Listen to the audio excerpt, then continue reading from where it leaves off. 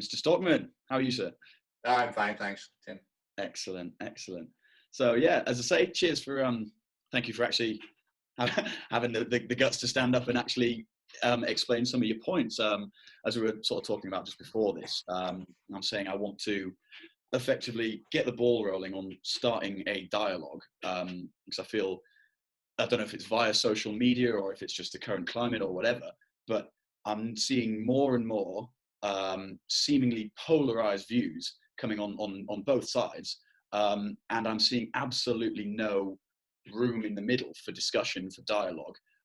It's just one person making one statement and then saying anyone who disagrees with me is X, Y, and Z. Then a person on the other side saying here's this, and if you disagree with me, you are X, Y, and Z. And I find that actually to be quite a startling and bleak place to find ourselves. And I can only see it getting worse and worse. I don't see any way that this sort of social media grandstanding that is going on is going to do anything other than exacerbate the situation. And I think more or less everyone in their right mind agrees that we don't want this sort of level of, I don't think it's partisan, but this sort of almost tribalistic us versus them mentality that we've seen come from politics, come through to social movements, to more or less, it's got its roots into pretty much every aspect of human life now. And I don't see that being a good thing, and I certainly see it only getting worse unless we start this sort of dialogue. And so, yeah, I say thank you for coming in. And I'd like to sort of get your thoughts and opinions on that, and what you have seen similar to this in the past, and what lessons can be learned from it. One of the things I've learned over the years is you can always draw an analogy of what's happening today with what happened in history. We never, ever learn from our history. The difference and what makes it so interesting today is we've never had social media in the past. Social media, great. I mean, the benefits of it to society are wonderful. The downside is it allows every idiot to have a platform. Mm-hmm. And I use that term, that description. I use it because I think there are so many people out there who do not have the ability to think through, to reason their own thoughts out about something. And it's very convenient to put yourself on one side of the fence and have all the people around you who are like-minded, who post all the same stuff, and you don't get challenged, and that's very comfortable. Especially if you haven't got the breadth of thought to withstand challenge and to accept that people will challenge you. That, I think, is the big problem, not accepting that people should challenge you. And that's really sad, and that's the problem with people on social media, because you can just walk out of an argument with a click. Yes, yeah. You don't have to justify what you're saying, because it's very easy just to post something, whatever it is, and then just click and walk away from it. And your argument, unlike a verbal argument, your argument is there for everybody to see. Your point of view is there for everybody to see. And of course, you can say something underneath it, but they don't have to bother answering you. Whereas if it was in the pub or in the street, somebody would say, "Well, hang on," and challenging you're there, and you can't just walk out, or you wouldn't just walk out. You'd have to actually take the challenge, state your point of view, and argue it, and what have you, debate it. But that doesn't happen, and it's. I don't know where this is going to go. I do know what will happen if it continues. I fear what will happen when it continues, because my experiences in Northern Ireland taught me how easy it is for a society that was fairly integrated, albeit with huge social problems in the background, underlying social problems to do with ethnicity, religion, bad governance, and all of those things. But I saw it happening because I was 16 whenever it started. I witnessed and saw exactly how a society can polarize so quickly, frighteningly quickly, and how easy it is for clever people to manipulate those who are not as intelligent as I was talking about earlier on, and to almost take them on board, you know, and say, look, jump on my bandwagon, and you'll meet all of these like-minded people. It'll be great. They all think the same, and it polarizes society into two distinct camps.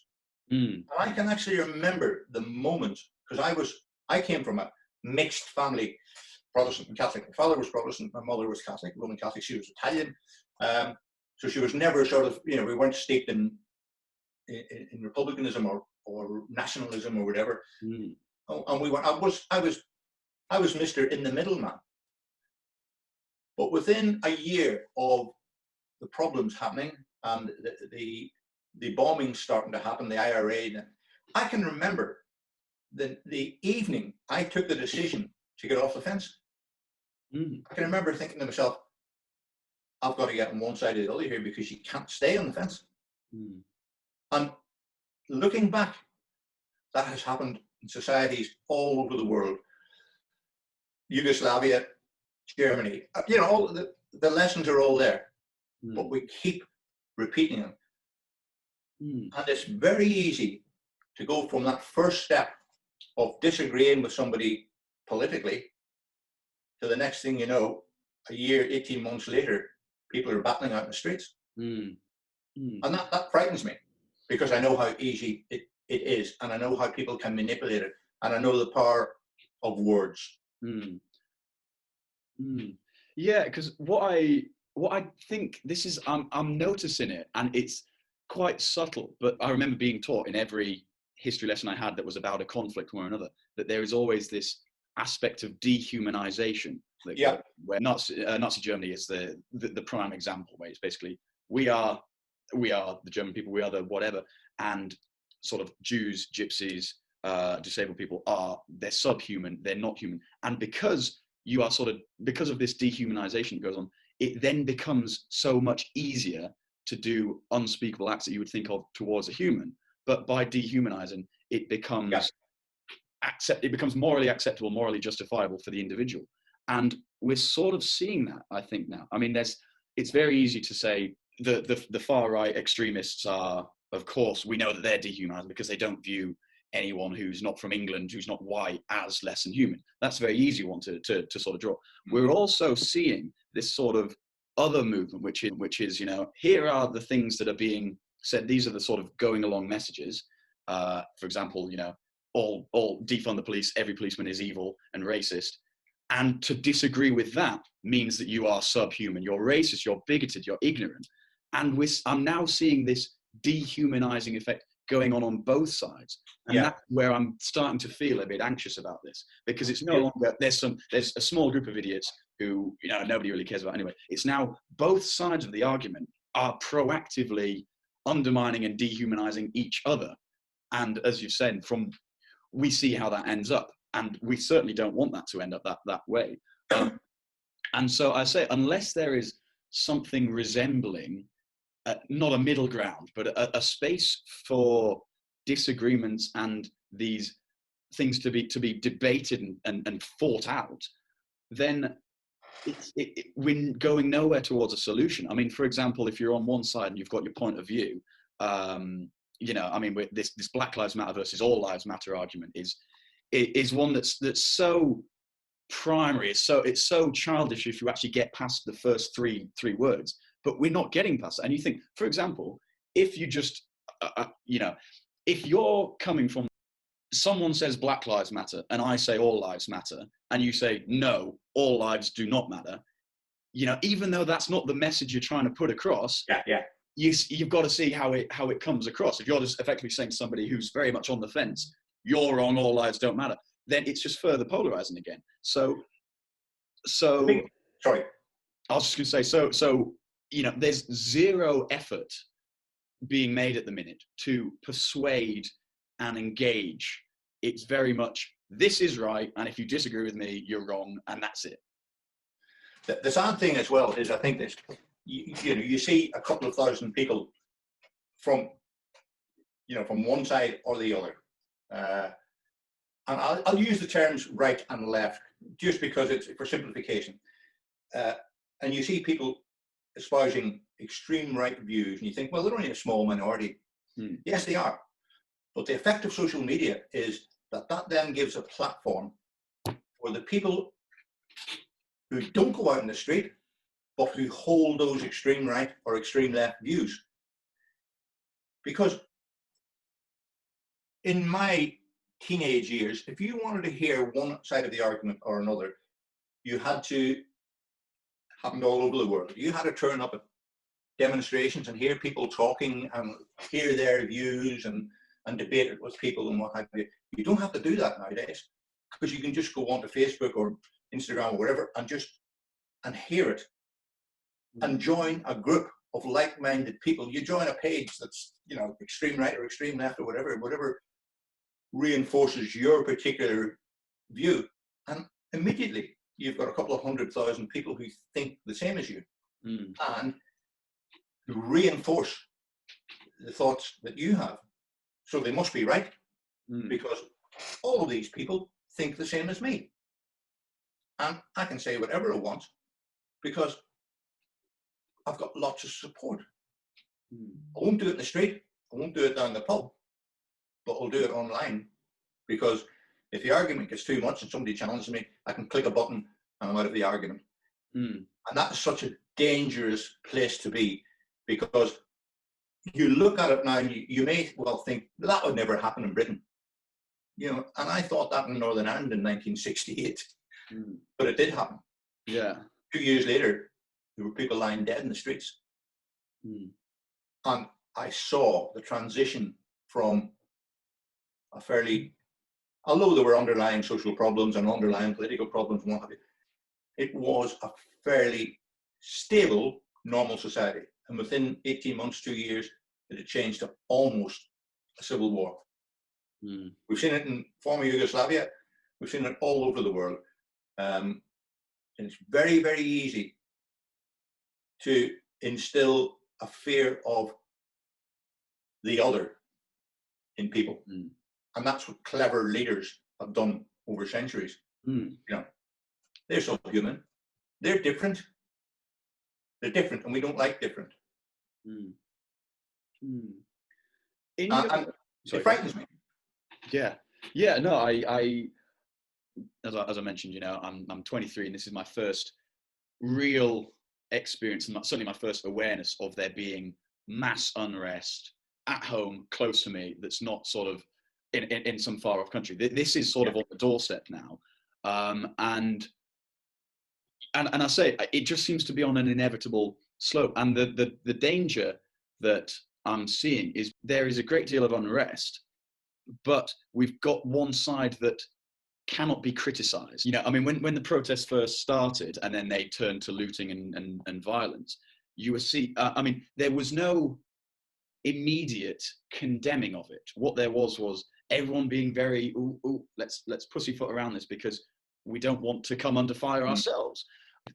We're now seeing people say, I condemn violence from riots, I condemn violence from far right extremists, I condemn, we're now coming to this. But there was that initial, hang about, we can't say, burning down cities is bad.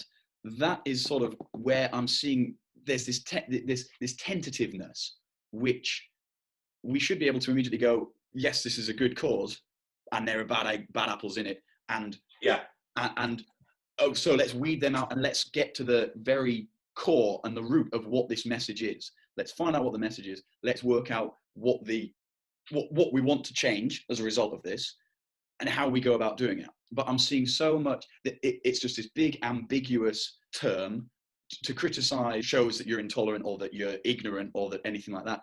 And I say this is what I'm finding a bit scary, that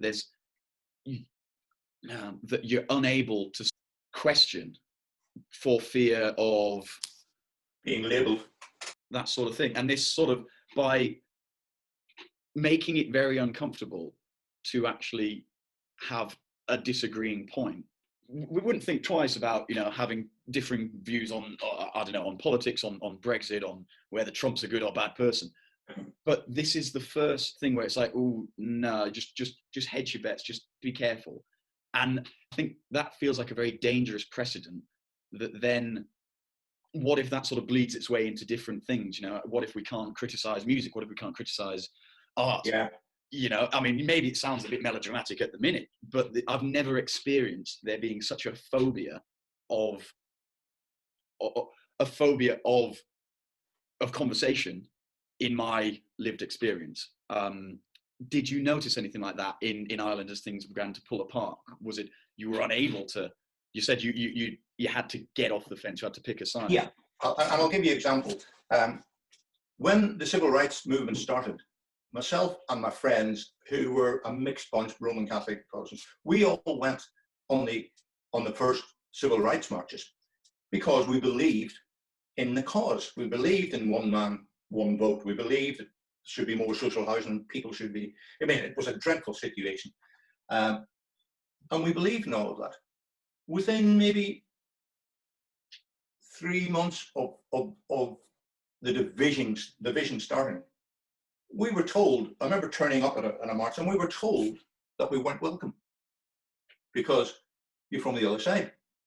So what are you doing here? Well, we're here to support you. No, you're not. You're here to listen and see who's here and all the rest of it, and then take it back to your side. Mm. And there's the start of the division. Mm.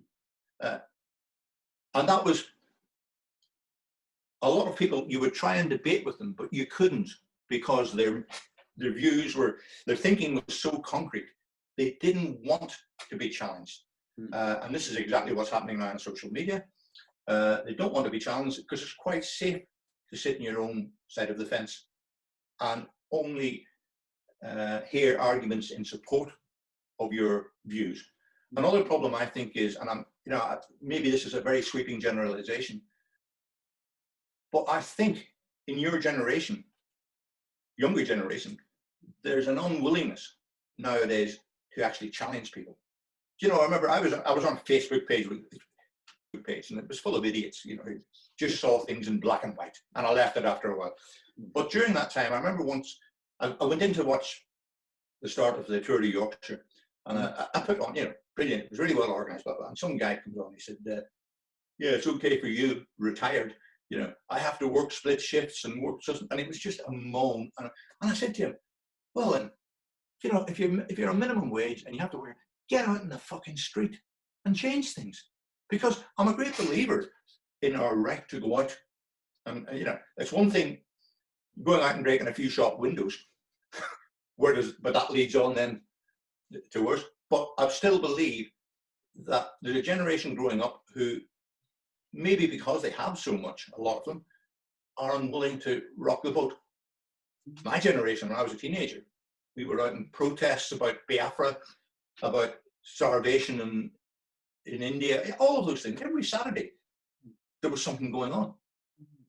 And it's funny, just a little, my next door neighbour has got, his oldest boy went up to university last year and came up to Durham to have a look around the place, you know, have a look around the uni. And they had all of the stalls out, all of the, you know, hang gliding club, the paragliding club, the politics club, the debating, and all of this. And he was at the student union stall along with his son. And he said to the student union rep, he said, in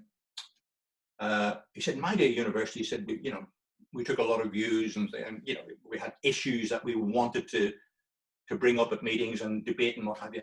And he said, what's the big issues at the minute facing this university, facing the students' union? And the girl said, yeah, she said, at the minute, the tumble dryers, you know, you put in £1 and they only give you 10 minutes. And we've been trying to get that changed for 2 years now, so they give you, you know. And Paul said, they just thought, whatever happened to that fire, young people? Yeah. Whatever happened to that fire? You know, yeah. You know, yeah, we're going to be out in the street next weekend to protest about what's happening in Iran or whatever, you know. Yeah, well, it's happening more. Yeah. To sort of riff off that point you said about, I mean, I'm definitely noticing it. Obviously, obviously you and I, we're not the same age, and it's interesting because you say there was all these, there were protests going on sort of each weekend for you, and there isn't the likes of that going on. I mean, I've got to say, I'm sat here in one of the richest countries that has ever been, in the most Yeah. technologically advanced time that has ever been. I've got my phone here that has a great quality camera in it than the family camera had that we spent loads of money on 15 years ago. And I've got all of it. I'm talking to you via a computer that didn't even exist 5 years ago, and it's affordable now.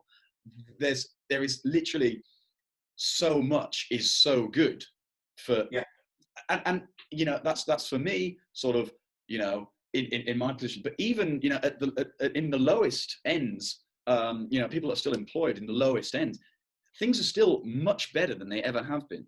And, of course, and what I see, sort of to your point, is a lot of people of my age that really don't seem to get that.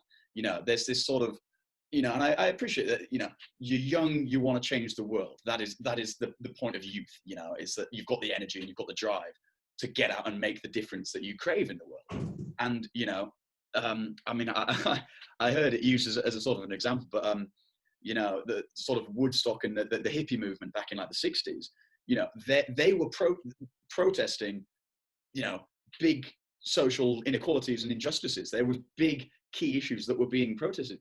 And, things are so much better now in pretty much every way. They're not perfect, and I'm not saying they're perfect. No. They're never going to be perfect.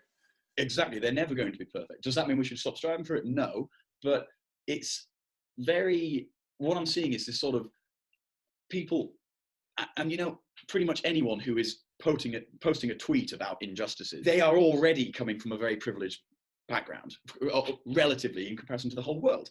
And we seem to be losing sight of this. Yes, there are problems in the world, but like this idea that everything is as bad as it has ever been, and we should completely tear it all down, and that the only way forward, everything that we have now is a result of exploitation and evil, and therefore we should feel we should this like self-flagellation that's going on. Everyone going, we should be so guilty about everything that we have, and we are absolutely privileged and blessed to be in the position we are. So rather than losing sight of all of the good that we have, why don't we go, well, we are now, society was here at one point, it's now here. Or you could say it's now here, if you don't want to say it's progressed. But we are now in this new place. So where's the idea of we're all in it together and we've all got a common goal, which is the betterment of the world of society? I'm sure that must have been sort of thread tying you all together when you were attending the marches. Everyone was there because there was the common goal. It is that there is an obvious enemy, and we want this new system, and these are our reasons, and everyone's sort of in it together. Perhaps I'm oversimplifying there. No, you're quite right. See, the difference. Whenever I was young, when I was at school, I saw with my own eyes abject poverty. I saw children coming to school with what are now called, those little, they're called jelly sandals. They're little sort of plastic. Oh yeah, you can get sandals, pink and blue and green and all the rest of it. Oh, I can remember, kids wear them on the beach now or in the summer or whatever. I can remember kids coming to school in the middle of winter with those because they didn't have anything else. They came from very poor families, and they used to get, kids can be so cruel. All the kids would say, "Oh, look at the shoes that you're wearing," and you tease them and say, "Have you not got another pair of shoes?" No. There was abject poverty. You could see it. You could see, kids who got free school meals. And there's something that's been in the news, this week. Yeah. There was a lot of abject poverty around, and you could see it. You could see, I look back now at old photographs of my town, and it's unbelievable when you see the slums that people lived in. You think, I thought that was normal growing up. I thought that was just a normal way to be. And we wanted to change that. And that's because we had seen that abject poverty. The problem is now, I think a lot of younger people, I don't want this to sound sort of, like I'm sort of standing up here preaching about younger people, but they don't actually see, some ridiculous thing has happened, and it's just the worst thing that's ever happened. Yeah. This is the most racist time. No, it's not. 80 years ago, people were shoveling other people into ovens, into gas chambers and ovens. Mm. This is the most violent time there's ever been. Well, I'm sorry. 80 years ago, another state was flying over and dropping bombs on top of people in cities here. Yeah. Yeah. It's not the worst time. Yeah, you're quite right. We live in Western Europe. We're wealthy, relatively compared to most of the world. Yeah. We're wealthy. Most people have 3 good meals a day. And whilst, there is still poverty around, but it's a lot less. It's not the norm as it was when I was a kid. And I so you're quite right. I think they've lost sight of what life could be like for them. And everything now is sort of easier to get, easier to have. It's interesting because it becomes it almost becomes like another scapegoat. It's very easy to say, not that you're saying this, but it's very easy for it to go, young people so much and it's all fine, so actually you should just. I didn't. Yeah, that's what I was very. I don't want to sound like that. I'm just making an observation. Yeah, certainly, and but there's the truth in that is that I'm seeing just this lack of gratitude amongst people like myself. I mean, I am aware. I'm in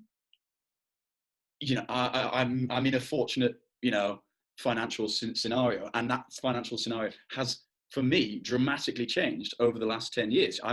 My family is now in a better financial position than we were 10 years ago, and maybe it's that has given me a bit of an insight into not poor to wealthy, but to having less and then having more, and as a result of having more, realizing that it's as a result of those around me and generations previous to me, and that has put me in the place that I'm in now. And it's not that I should be ashamed of it, or that I should be, but I should be aware of it and be appreciative of that. And that's what I find the troubling thing with a lot of the sort of the protest movement, if you like, which is just everything is bad and we deserve more, and there's this entitlement factor which I just find very vulgar, so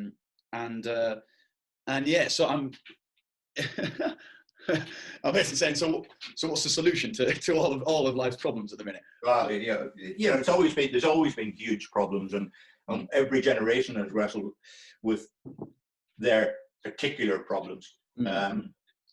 I don't know. I mean, getting back to the sort of the issue about camps, I think that's only going to get worse. It started, my opinion is, it started with Brexit. I think Brexit polarized the community. That polarization is now, people are now used to being in polarized positions. And I think that's playing out now with the issues of the issues about race and what have you, because it's allowed people who have kept those thoughts to themselves. It's now almost empowered them to, on both sides, to be able to come out and say, no, I agree with him. I agree with his extreme views or her extreme views or whatever. They feel empowered now to be able to say it, and that to me is increasing the polarization.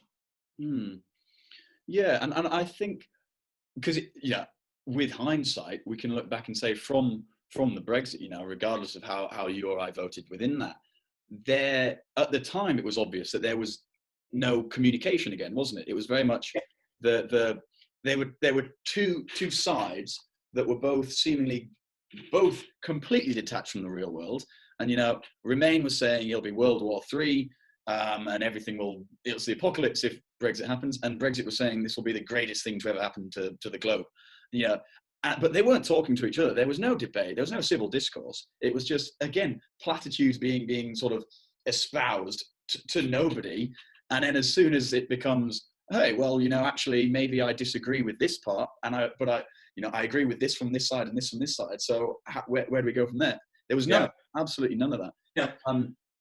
And then, you know, it was the same shortly afterwards. There was the Trump-Clinton vote. And again, there was zero in-middle dialogue. There was nobody going, well, actually, you know, maybe not everyone who voted this way thinks this way. And maybe not everyone who voted this way thinks this way. You know, I'm just talking in generics here because it's very easy in this sort of social media way to go, oh, well, you said this one thing and therefore I extrapolate all these other things. But there's been two landmark occasions that produced a vote in which nobody was expecting it, coming from, as far as I'm concerned, a lot of disenfranchised people that have got no, I don't know if no voice is right, but no outlet for anything aside from, I don't like what is currently happening, therefore I want something different. So you saw that with Brexit, you saw that with Trump, and you're seeing it with the protests happening in America and the UK now. I don't like how things currently are. I'm angry. So how can I make a difference by doing this? Trump is a classic example, isn't it? I mean, Trump is the, you know, the election of Trump will be studied for generations. You know, how did somebody with no message, with no solutions to problems, with no plan, get elected to the highest office in the world? Well, he got elected because so many people in America were fed up with the swamp, as he called it, you know, the political establishment. They didn't see anything working for them. Nothing to do really with the political establishment, a lot to do with globalization and big companies moving production offshore because they could save a buck here, a buck there. But whenever you're in a Rust Belt town somewhere with no prospects, and somebody comes along and says, vote for me, I'll change everything, you're not interested in sitting down and listening to his arguments. You just think, yeah, that's fine, I'll vote for that. And it was the same. I'll put my cards on the table. I was a Remainer, and I used to say to Leavers, you know, okay, change my mind. And not one of them was able to give me valid arguments. A lot of them was just, and I'm just talking about in the pub and you know, people you meet in general life. It was all just sound bites, and that's another problem. You know, social media is full of politicians giving sound bites. So, you know, this will be, you know, make Britain great again. You know, what does that mean? But for people who don't have the breadth of thought to actually challenge that or think about what it means, that's what we want. We want to make Britain great again. Get a blue passport. Do, you know, all of the silly things that actually don't mean anything. It's I'm curious because it's again, it's almost become the done thing, this dehumanization that, you know, the Trump one is a very easy one, which I thought we were going to learn from it, and then we clearly haven't, which is, you know, there's an awful lot of people that voted Trump, you know, half the country effectively. Not every single one of those is, you know, is the racist white trash hillbilly that, you know, they were made out to be, because there isn't that many of that stereotype in existence. There simply isn't. And not everyone, you know, there are certain policies behind the team that he had that a lot of people think are very good economic policies. And so I thought that sort of realization that we can go, okay, you know, maybe, as it's very easy to say, you know, you're not, what's the one? You're not racist if you vote Trump, but if you're racist, you vote Trump. It's so easy to say that. But again, it's dehumanizing the individual. And if you go, well, you know, what you have in America, and you know, to a degree with Brexit, you've got the same in the UK, is a divided nation where you have one side that has just squeaked out victory over the other one, and then you have this sort of other side that's just gone, well, you know, you're all idiots and you're all white trash, you're all racist, or whatever, and therefore there's no point engaging in debate. And then you know, so you've already gone, well, half of the country, you're inferior to me. So what does that do to the half of the country being told that? It says, well, you know, F you, if you're going to be like that way. And I find myself doing that during the Brexit debate. I find myself sort of thinking that all Brexiters were idiots because they couldn't, you know. And people did it for a variety of reasons, voted for a variety of reasons. But it's very easy to just think that, you know, Brexiters are all thick. They're just, and it's that division. And don't get me wrong, we can all fall into that trap. Of course. Of the other. Mm. And it's so easy, and that's the lesson that I think we have to learn. How you stop it is a different thing. And I could see the problems and all that, and anybody with a brain could see the issues that, what was likely to happen. But it was like a train coming down the track, towards your house. You knew what was going to happen, but you couldn't stop it. Mm. And that's frightening.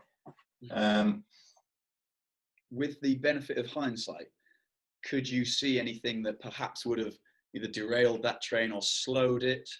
Would more civility, actual debates between organised sides, could the that problem that the problem you have, it's human nature. Once the division starts, and whenever there was like a period before the violence started, when there was a lot of social upheaval, as I said, ethnic cleansing it's called now.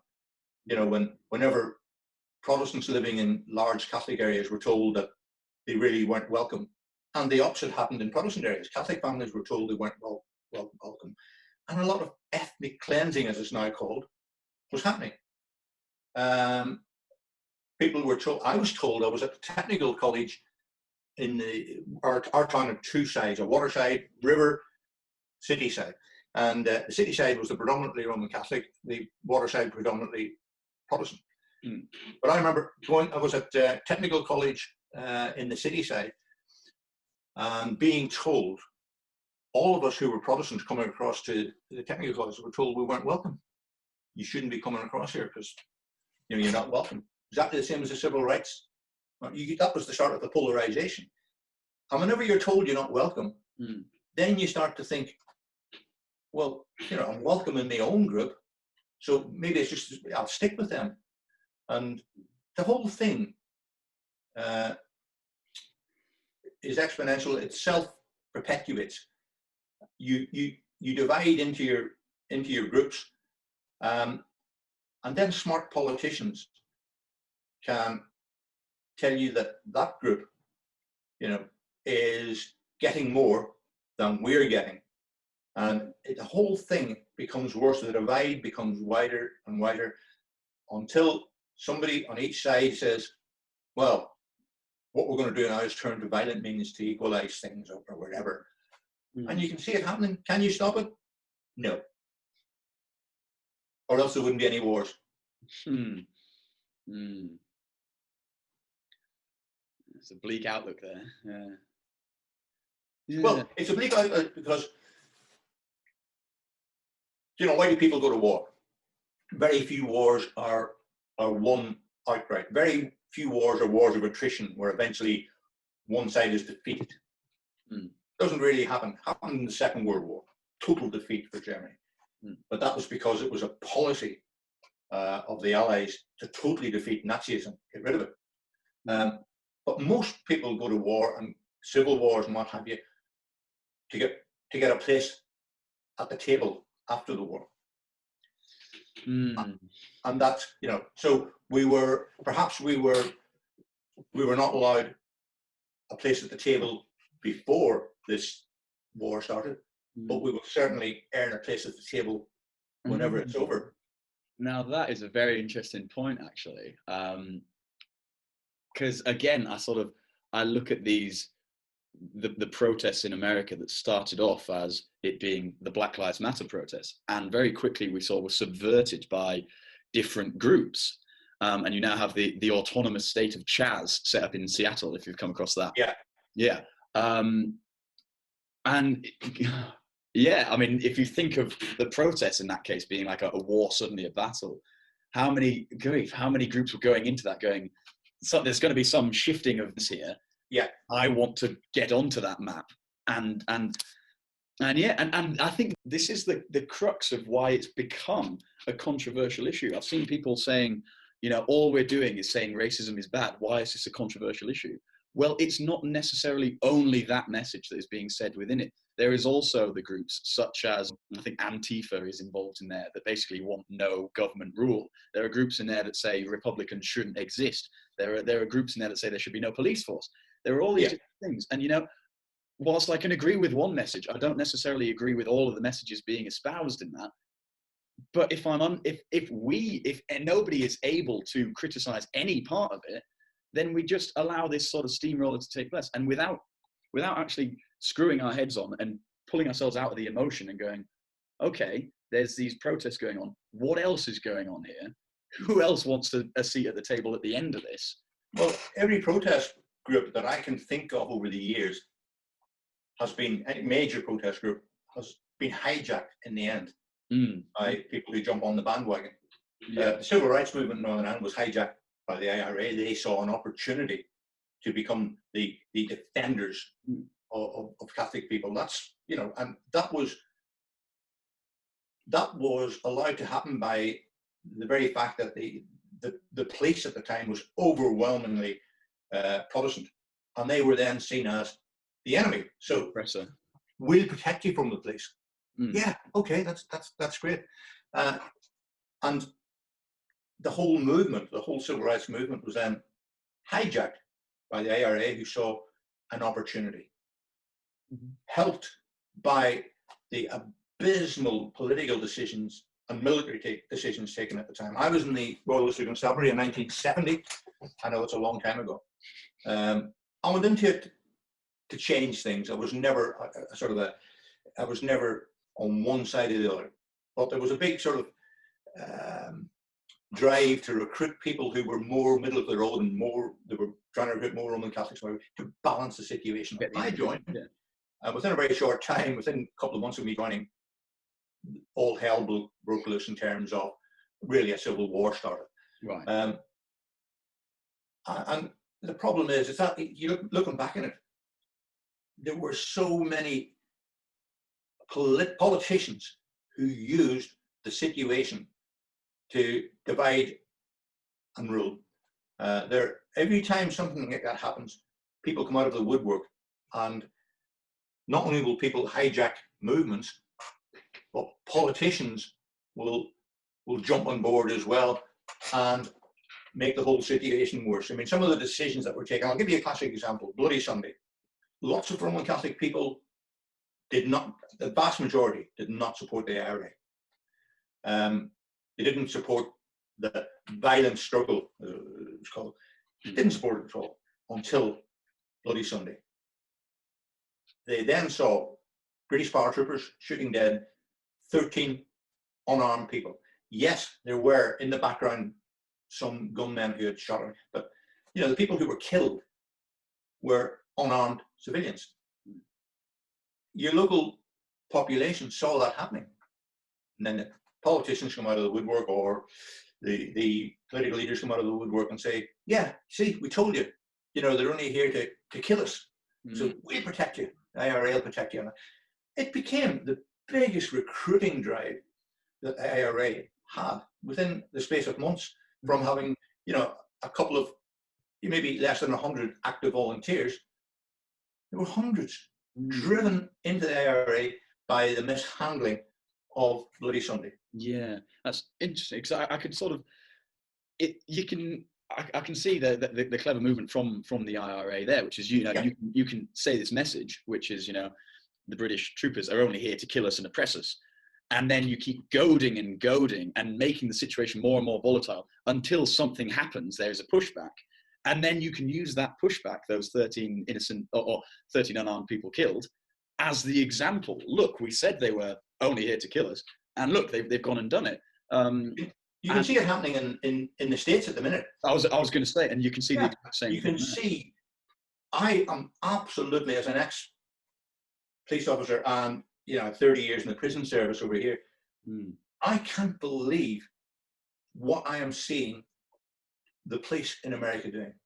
I can't believe that they're so badly trained, and of course, you know, the difference being in America, your chief of police is usually a political appointee, so the person at the very top is a political appointee, and the police are usually politically controlled, whether they like it or not. But some of the responses have just played into the hands of the people on each side. Yes, people protesting peacefully and get baton charged and hit over the head and tear gassed and what have you for protesting peacefully. Well, you've immediately turned those couple of hundred people who might have been on the fence against you. Yeah. I cannot believe what I'm seeing. So could I ask, because I'm curious about that. There's been, in between all the hysterics, there has been talk of police reform, which I think is what should be the outcome of this. Like, there's social issues to be discussed, but the main thing, as far as I'm concerned, is that the police is in need of reform. Effectively, whether it's a race thing, that's a different conversation. Well, I'm not going to immediately jump on, but there is certainly a lack of training, which I think we're really seeing being borne out there. I mean, I heard an interview with this guy, a military man, who said he deployed in Iraq. They trained for 18 months for a 6-month deployment. So they're training three times as long as they're actually doing. And then something ludicrous, like there is less than a couple of hours a month in physical, combative training that police officers do. Yeah. I mean, so what I believe we're seeing is an awful. The George Floyd instance is separate to that, I think. But a lot of these times when it's police brutality, what I'm sort of seeing, particularly when you look at the build up to the scenario, if you look at the full footage of these sort of things gone wrong, where either somebody gets shot or there's somebody who's using excessive force, what you're seeing is normally quite young, but a police officer, there's normally by themselves or there's a couple of them in a large group of people that are absolutely terrified of what's about to go ahead. Yeah. They don't know what they're doing. They're very unsure of themselves, and they go to like the primal instinct, which is, I'm going to fight you because that is one way that I can sort of do it. And is that coming from a dark part in them? Is it coming from a deeply driven race thing? I don't know, but what it does scream of is somebody who is unsure and certainly not confident in their position and what they're meant to do in those scenarios. There's zero seemingly efforts to de-escalate situations. There are zero efforts to sort of bring it to a calm closure. It's very much, I will use force because I don't actually know what else to do. To me, it's an issue of training. They're not trained properly. One of the big things, I mean, use my prison service experience. Please do. When I joined, our control and restraint, how we used to deal with violent prisoners, was rudimentary, a bit like the American police now. But after we killed a few people, when I say that, it was accidental, reckless, call it what you will. But we learned from that, and we thought, and it took the police a lot longer to learn. We learned all about positional asphyxiation and what have you. You don't kneel in somebody's chest, So we developed our own control and restraints method that turned out to be probably one of the best in Europe. And how I know that is because people from all the European forces used to come across and learn from us. But training, we used to train, and all the staff were trained in how to deal with violent prisoners without putting the prisoner's life at risk at all. And one of the things that happens is other prisoners see you doing that and think, well, that's fair. That prisoner spat in that officer's face and he's now been, he's in arm restraints and yeah, it's hurting him. But that's how you get the control. But we're not punching them. We're not leaning on top of them so that they can't breathe. You never grab anybody's head or put your arm in their neck. It just doesn't happen because it's dangerous, because it's counterproductive. Because when prisoners see you treating somebody else properly without having to resort to reckless violence, they respect that. What people on the street in America see is an untrained, I'm flabbergasted at how poorly trained the American police are. It's all armored cars, overwhelming force, but of course that comes from the top. We don't have, there was an attempt to do it here with police and crime commissioners to politicize the police, put them under some sort of political control. It hasn't really happened here because the police here don't want political control. Good as far So as it's the chief constable who's a professional police officer who controls what happens. Yes, of course, instructions will come down from the top from politicians to do this, but it's the chief constable that actually decides how to do it. The politicians might say, this is the outcome we desire, but he's the man that controls the police. Whereas in America, you've got state governors, political appointees, or not appointees, political, democratically elected state governors, but they then they put their own people in positions of control of police. The chief of police is a political appointment that mayors in big cities and what have you appoint the chief of police. They're not policemen who've worked their way up. They are political appointees. So your police service, or as they call it over there, the police force, is doing the political will of people in power. And you look at Trump's, he just wanted to use force from day one when the looting starts, the shooting starts. What message does that send out? But I'm just flabbergasted, totally flabbergasted when I watch what the police in America do, how they deal with situations of crowd control and what have you. And I just look at it and I think, that's just counterproductive. When will they learn? You mentioned the American Army. They learned in Vietnam, hearts and minds. We learned in Northern Ireland eventually, hearts and minds. If for everybody you abuse, mistreat, what have you, they'll go back to their family, and their family will then, will then think, well, you can't trust the police. You can't. The military, the Americans learned it in Vietnam, and that's why now they don't go in with this overwhelming force. They use force when it's necessary to, but they will try and engage with local officials, and that's the thing that they're very good at now. But the police in America have never learned that. Have you got much experience with the UK police and sort of from the other side of that? Yeah, I have a lot of experience. When I got further up the ranks in the prison service, because I ended up as a governor group, and I did a lot of work with senior police officers, not so much with the copper in the street, but with senior police officers. And you would do a lot of contingency planning with the police, the emergency services, all the rest of it. And you got to learn people's views on things and how they, and I know that the police are very, very keen to be seen as for the public, from the public. And there's always the need to, sometimes you have to meet force with force. And there's always that need. But the imperative is there to keep that to a minimum. Whereas in America, it just seems to be use force first, and then we'll sort out later. What was the message or the teaching with regards to approaching a conflict, shall we say, whether it's just an individual who's been in a fight, maybe a domestic call, something like that? What was the message being taught? Is it to go for force straight away? Is it to try and de-escalate the situation? Is there any teaching at all in the UK? De-escalation is always the very first thing you do. And the very simple reason is, looking at it from prison's point of view and to an extent to the police, is you can only run prisons with the goodwill of the prisoners. Okay. Believe it or not, the way you run a prison, when you've got a wing with 200 people in it who don't particularly want to be there, but who realise they're stuck there. Yeah. The only way you can run that wing with 6 staff or 10 staff or whatever you have is with the goodwill of the prisoners. And if you lose that goodwill, you lose the wing.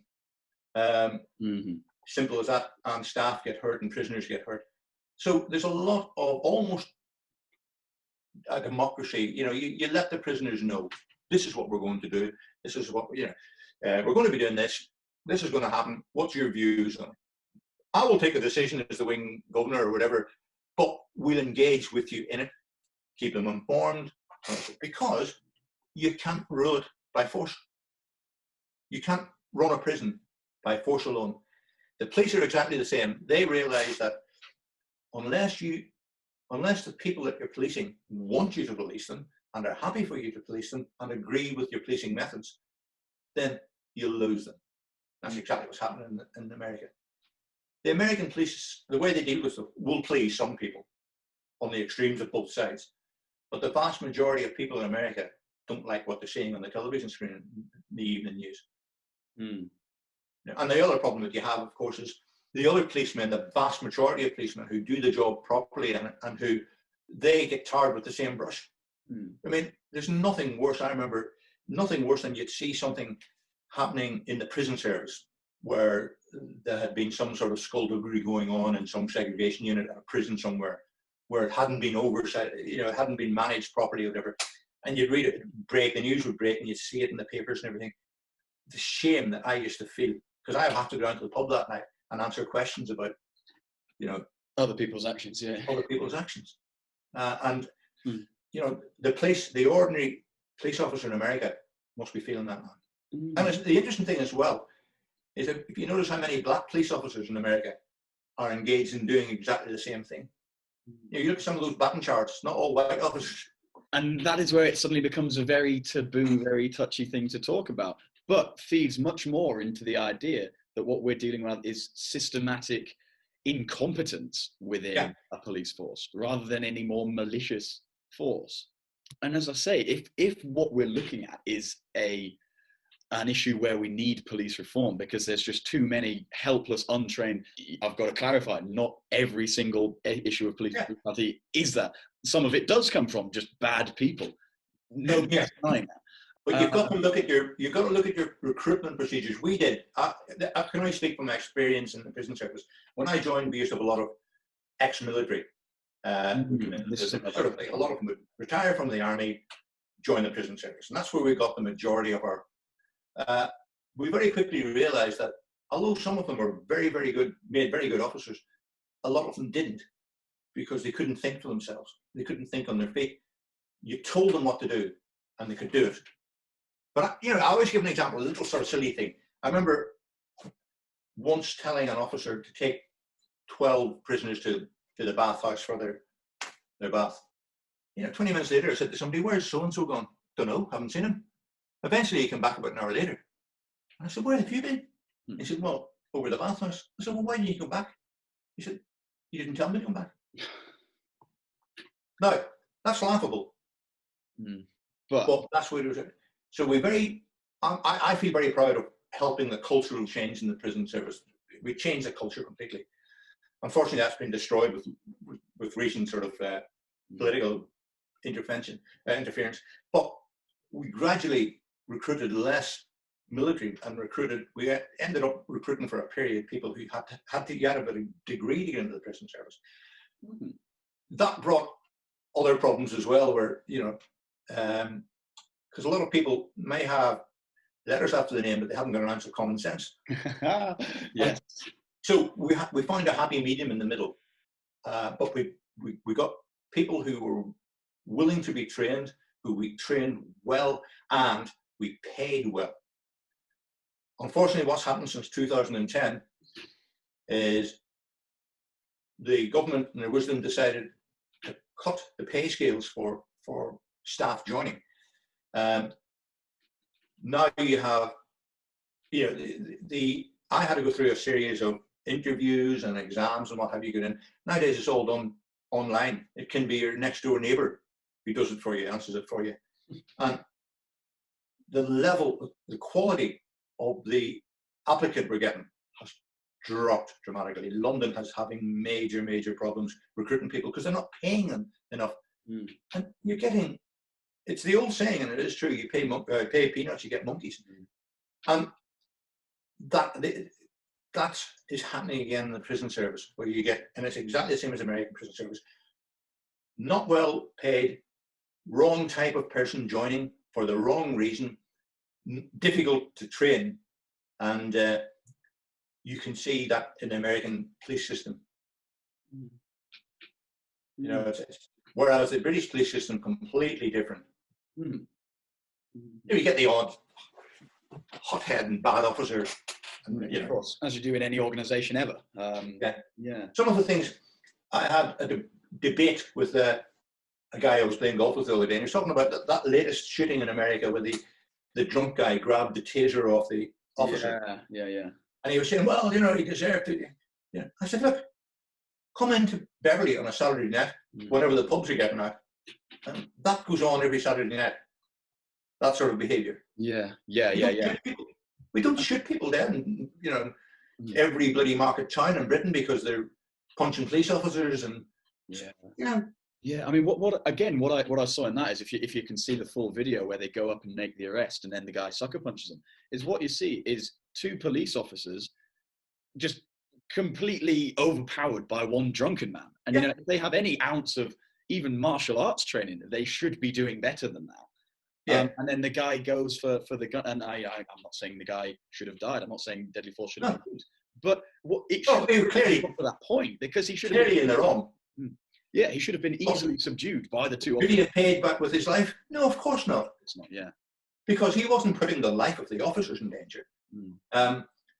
The thing, I mean, there's a culture. The culture of American policing just needs change completely. And I just, when I watch and see what I see happening over there, I just think that's a very poorly trained and poorly led police system.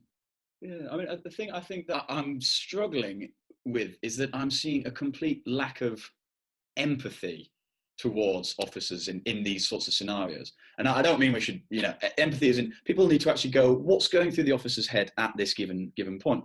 I mean, it's not the same, but in my experience of dealing with confrontation, when I've been working behind the bar, but there have been one or two instances when there's been big groups of lads, normally larger than me, that are getting drunk and starting to get a bit rowdy, and you've got to sort of say, all right, we need to calm this down.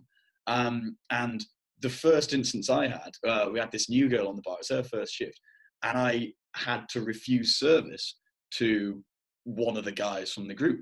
And all of a sudden, I just hear this one guy at the back go, fuck, I'm going to start fucking swinging. And I'm stood behind the bar like, holy shit, what do I do in this? You know? And I just froze up. And I was absolutely terrified because, you know, there was 7 or 8 lads and they were all like 6'2" minimum, all bulky chaps. And if they wanted to, they could have done some serious damage to me. You know, we have CCTV, we have whatever. But in the moment, that doesn't do anything. And, you know, the way the brain works when it's in the panic mode, in the fight or flight thing, you know, we can make complete misdecisions because in the panic mode, we're doing it. You know, I learned from that, and I then realized that you've got to sort of, it's de-escalation again. You've got to prevent it. You've got to go, oh, I know you're being a bit rowdy now. Yeah. If you keep on like this, then maybe I'll have to not. But there was the conflict, and then there was the resolution. And in the moment, I was like, what am I going to do here? What if one of them swings me? What if that? If I'm a police officer, if I've got the badge on me, and I'm the enemy of all 7 of those guys, and I've got a firearm, and I don't actually know how to fight, and someone's chucking stuff at me, and someone's shouting, and someone's filming it, and they're all goading me, and what does that? You know, I don't know if you've ever played sport. You know, something's gone wrong, and you start feeling flustered, and that's when you start panicking. And imagine you're doing that, and you've got a gun in your hand, and you're trying to bring a scenario down. I carried a weapon for 12 years in Northern Ireland, and I say when I carried a weapon, I carried a personal protection. I carried my own pistol for 12 years, and because of the training we got, I was involved, you know, because you'd go out at night. There was a civil war going on, you know, and you carried it for your own protection. But the only time I would ever have thought about pulling that weapon would be if somebody else pulled a weapon on me. Self-defense. I used to go out, I'd have a few drinks and what have you, you'd get a bit of abuse off somebody. Did I ever think of taking the weapon out? No. People have smacked me and I've smacked them back. Never thought of taking the weapon out. That was for one thing and one thing only. But that's what the training instilled in you, respect for the act of drawing a weapon. Because when you draw a weapon, you must be prepared to use it. Because if you think this is going to scare them, and it doesn't, you're in a sticky situation. Yeah. You can't put it away again. No. That's just as an aside. But I think the American police draw weapons very, very easily. I understand the difficulty is that a lot of people over there carry weapons, and I can understand that entirely. You stop a car, you approach it from a certain angle, you have your hand on your weapon just in case this person shoots at you. I understand, completely different. But in situations that you see on television with peaceful protesters or people breaking windows, I mean, you have to engage with them. There will be a lunatic fringe that you can't engage with, but you've got to engage with them. But just baton charging into them, and I mean, some of just that, whenever the police charged that protest outside the White House, watching the film of that, it reminded me of the police in Northern Ireland in the late 1960s, early 1970s. Completely untrained, didn't know how to deal with civil disturbance, and made the situation worse, mismanaged the situation and made it worse. Then as you get a bit more experience, you realize that you've mismanaged the situation. Doesn't please all the officers, but you know, the people in command know that you're mismanaging this hearts and minds. You've got to win hearts and minds. And they're losing them at the minute in America. Yeah, that is unfortunate, and it seems to be losing everybody's favour with everybody as a result. Yeah. You've got one thing becoming more extreme, which is alienating more people, but then the other side is proving more and more useless and is losing more. And then, so what? But if I could just ask, I think sort of bringing it to a close now. In that scenario, for example, the one outside the White House, or anyone where you have a crowd gathered that has been repeatedly asked to disperse. For example, like in some of them, there were curfews instilled. You know, it's like, you've got to be in your house by this time. It's then 4 hours after that time, and police have repeatedly said, disperse, please go back to your homes. If you don't go back to your homes, we are going to fire tear gas. We are going to fire rubber bullets. And they still don't disperse. Where do you go from there? There is the problem in the fact that you have told them something that you're going to do. You never do that because they will call your bluff. We have, you know, we used to have incidents of riots, not so many riots now, but protests in the prison over something or other. Now I worked at the very high end of the prison. I worked in the high security prison, so it wasn't car thieves we were dealing with. It was murderers, terrorists, gangsters. And you never ever say, if you don't go behind your doors, we're going to fire tear gas. Because red rag to a bull. They'll just stand there, fire tear gas.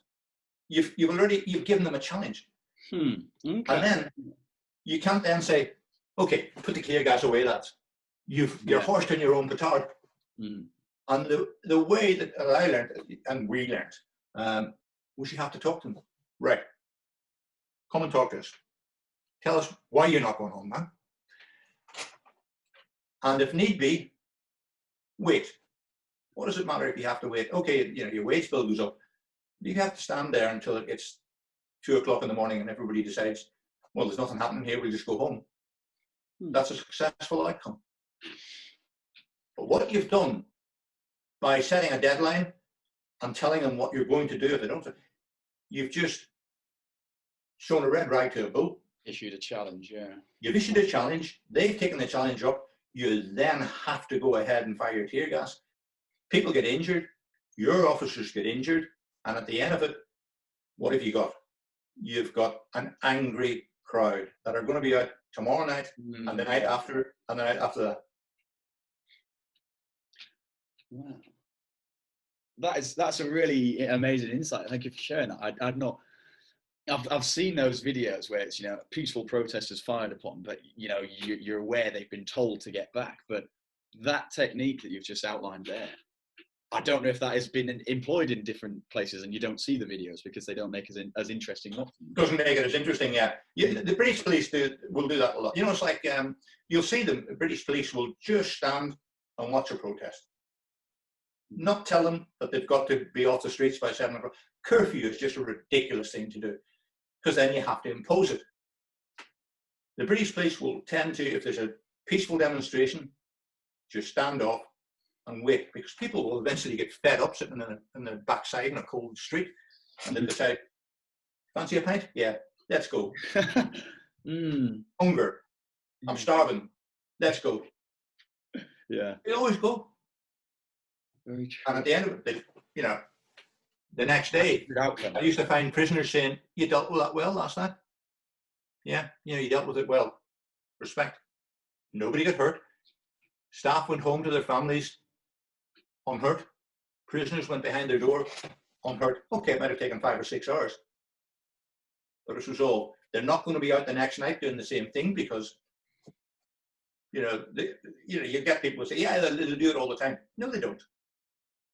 You say, right, what's your issue? Why are you doing this? Who's the spokesman? Who's going to talk to me? Come and talk to me.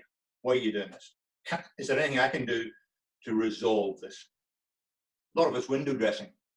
Yes, I'll take your protest to the #1 governor and let him know what it is. I will personally assure you that I will do that. So I'm not going to tell you that it's going to resolve the situation, but I'll let him know why you're standing here protesting. That's all I can do. The police officer in charge, why are you all standing here? Okay, I will let the chief of police know what it is, what the issue is. But we're going to just stand back here. You're not going to come up the street. But if you're peacefully protesting, we'll just stand and wait until you get fed up, get hungry, get cold, and go home. We learned that from cocking up. The prison service I joined was dreadful for wading in with batons and everything. But you realise it's counterproductive. The best way to resolve it is just to resolve it peacefully. There's times when you haven't an option, but it's at the end of the day, it works a lot in Britain. You don't see it so much because the cameras aren't going to be there. It doesn't make good videos. Watching the Met standing, waiting for 1,000 people to get fed up and go home. But it happens a lot. Wow, that's some old school. And also, the other thing is, they have every right to be there. You should never, ever attack a peaceful protest. And you should never, ever set a time scale, time scale for dispersing, whatever. Because according to the Second Amendment, you're breaking their Second Amendment by saying, you're not allowed to peacefully protest. They have a right to be there. Oh, why is this not being taught to more people, Alfie? I'm between the RUC and the prison services, 40 years of experience of dealing with people in difficult situations. But unfortunately, the next generation have come along has to learn that as well. But I say the next generation. I mean, the next generation, because you can pass on so much of your experience and tell younger managers, this is how we do it. Yeah. But they'll find their own beat. But it just, when you think about it, it's so simple. But I cannot understand. Well, because there's political control. So the two things that need to happen in America is better quality police officers and the removal of political control. And then we'll have peace. No, we're not. But the price of democracy is having to stand freezing your bollocks off whilst people protest. That's the price of democracy. And allowing people to say, going back to our original point, allowing people to say what they want, as long as it doesn't incite violence or what have you, they've got every right to say something that you don't agree with. The other big thing, of course, is I always try and tell people is, offense. Nobody's ever died from being offended. If it offends you, tough shit. But I will, he's been offensive. Yeah, but that's his democratic right to say something that you don't like. If you don't like it, don't listen and walk away. Yeah. That's the other big thing about social media. Yes. And younger people being so easily offended. I don't like that, it's offensive. Yeah, but that's the price of democracy. Yeah. When you're out in November with your poppy on, remember that those guys, those guys died for somebody's right to say something that you don't like. Yeah. And I think it's very easy to go, I feel offended by this. But again, if we try and empathise with the police officers, the stuff being yelled and said to them, I don't think we just, I'm taking. You're right, but then again, that's professionalism. We had the same thing in the prison service. There's things that prisoners would say to you. You don't say to them, you don't come back at them and say, well, I hope your mother dies of cancer as well. You stand and you take it. That's the difference between us and them. We're professionals. And it's not very professional to do what the American police are doing. No. In fact, it's amateurish to the extreme. Yeah. It's very Oh, But Alfie, offense is good. This is what my last message I will say is offense is good. If you're offended, makes you think. You know, did Martin Luther offend people? Yes, he did. Mm. You know, everybody who's done anything has offended people. But offense is, nobody's ever died from being offended. No, very true. And I feel that's another conversation we could talk for a long time about. But for another time, I'm sure. But Alfie, thank you very much for imparting. Not at all, Tim. You're more than welcome. Thank you, thank you. Yeah, There's so much good stuff in that, and I really appreciate hearing your actual insight from actually experiencing something. We veered away from the original subject somewhat, but that's all interrelated. Exactly. It's all. There's so much to unpack. It's amazing how one thing is actually completely directly related from a different thing, and that's, I think, what this is showing, that yeah, complex points won't be solved by a 140 character tweet or by someone's Instagram story. So this sort of thing, I say thank you very much for sharing, and I'd love to do this again sometime if. Yeah, no problem. Talk to you whenever. Lovely stuff, mate. I look very much forward to it. Thanks, Tim. Thanks so much, Alfie. Take it steady. We'll talk again. Yeah, okay.